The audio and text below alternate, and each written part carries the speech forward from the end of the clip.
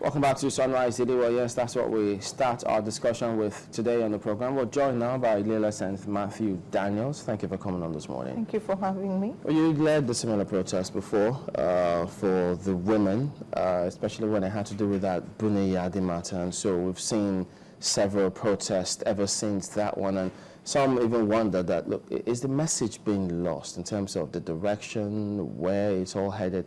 What do you think about the protests you've seen lately about the missing schoolgirls?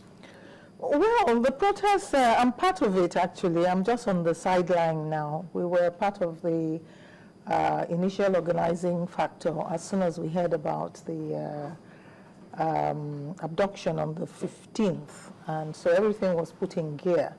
And Abuja took up the first one on the 30th, and then Ibadan, Benin, Lagos on the 5th, and it's continued like that. It's a pressure protest to make sure that the issue is not put on the back burner, because there's the tendency most times. Look at what happened about the Buniyadi protests, that we all came out simultaneously. That was a unique one that made sure that people broke the boundary of coming out and actually talking about Boko Haram, you know. And after some time, nothing was heard until this one happened. So I think it's getting, the continued protest has gotten the attention of the international community, and the continued protest is not allowing it to be put on the back burner. That's why I'm here today. That's 40 days after. You understand? It's still news. And, you know, continuing with it, the government will have to, excuse me, come out with something. The girls have to be produced somehow. The girls must come up. So does that mean that the protests are directed at the government? The protests, yes, it's directed at the government, because the government is supposed to look after the people. The government is the government is the one that is in charge of Nigeria and Nigerians and whatever happens to Nigeria. And the leader of the government is the president himself. So whilst we appreciate that, we want to think that a lot is being done covertly, because it's not everything that should be put out to the public. And I must say that most recently there have been attempts at letting us know what exactly is happening. But you must understand that people are feeling the pangs, people are feeling the pain for every day that those girls are not brought out. It's best imagine what is happening to them. And for every day we keep hearing about bombings. What's happening? People are still being killed. So we're asking the government, like I just heard and read this morning, that the protest should be directed at Boko Haram. Boko Haram is not the government. Boko Haram, or the leader, is not our leader. It's the government we have to ask questions of, because we assisted in putting the government in place so that they can rule us, they can protect us, they can make us secure. So it's the government we need to ask, what is happening? We are not happy. What are you doing about this situation? One of the things that came off that protest, the meeting they had with the presidency, is that the response was grossly inadequate. What do you think that the response of government should have been? It's very easy.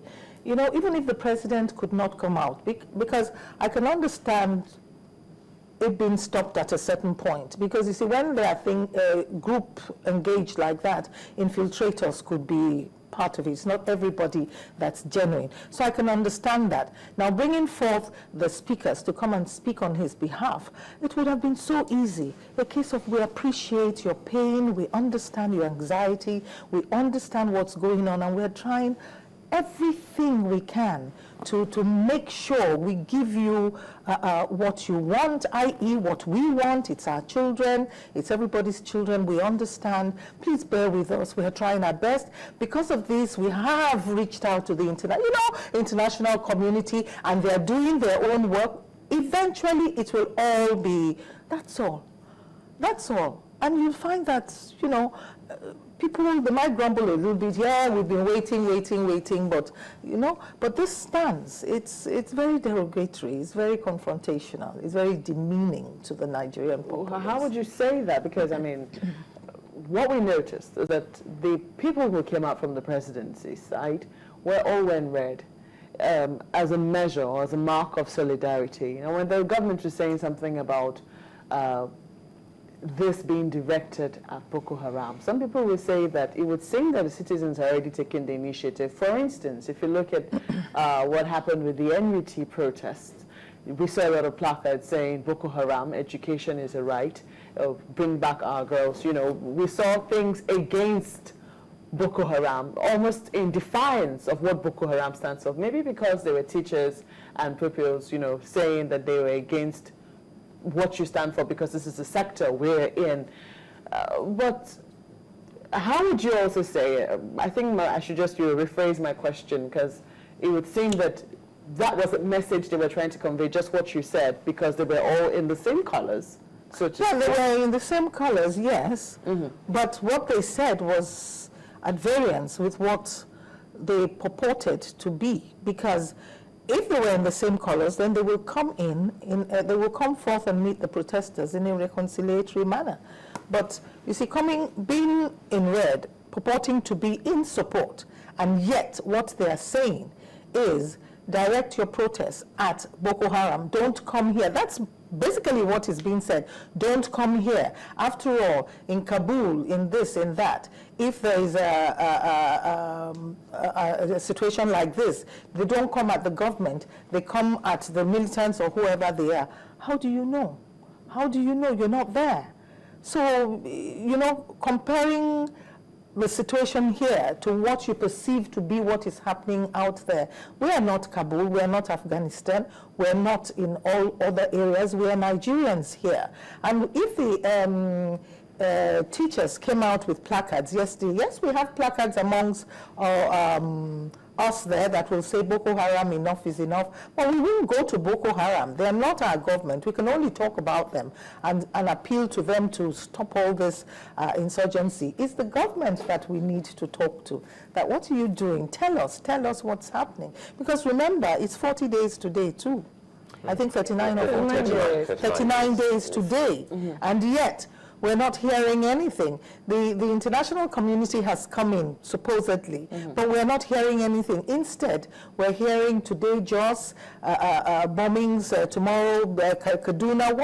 When next? Seeing the say is believing.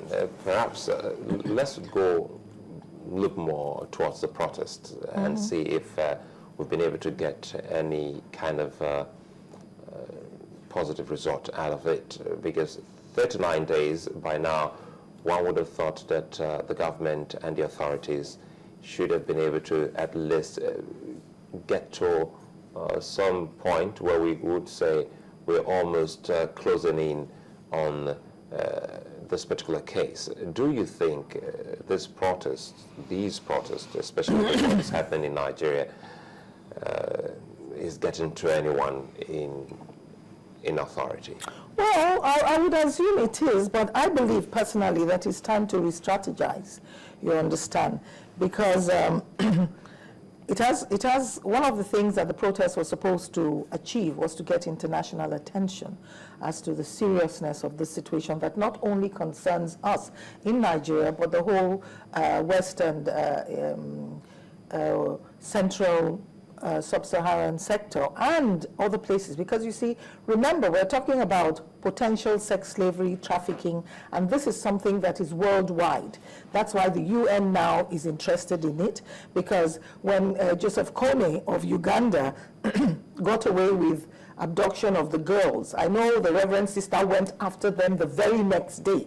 So why didn't somebody go after them? But I'm not here to judge, because there might be different circumstances. But the fact remains that it has happened, it keeps happening. Now blatantly it's happening in Nigeria. So it's no more a Nigerian problem. It goes beyond that. It goes beyond that. But like I said, I want to think that there is a solution that is coming. And the protest is basically to let it be in the front burner rather than the back burner of what is happening. Like some of us are wearing yellow, to put it in the face, a yellow ribbon in the face of people every day. You can't wear red all the time, but yellow is the sign of hope. Yellow is the sign of hope. So we say, put a yellow ribbon every day as a sign of hope that this matter cannot stop, because it's not just resolving the insurgency in the north and trying to find a solution. We want to bring those girls back. Or what message are we sending to the world? That people can just rise up and just take away girls from anywhere and take them, God knows what they're doing, trafficking.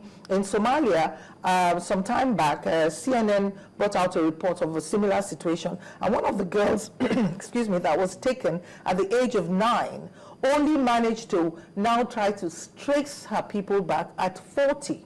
She had been sold out, you know. She had been sold out somewhere in the European country, and luckily those ones, somehow she moved from hand to hand, and she got to the last one and she was okay, and she's now married and everything, but she wanted to trace her roots back. So we need to be very, very careful. But beyond this, I've kept saying for the past 3-4 weeks that we should look beyond the now. We have to, what next? What is the next strategy? We need to be ready. We need to put in place trauma counseling units, because it's not just about the girls, it's about the parents that are on ground. Remember, there are already things that are happening and still happening. There is the Buni Yadi slaughter, the parents are there. Have they gotten over it? The daily killings. We are not looking at that trauma side. We are a bunch of psychologists and psychiatrists.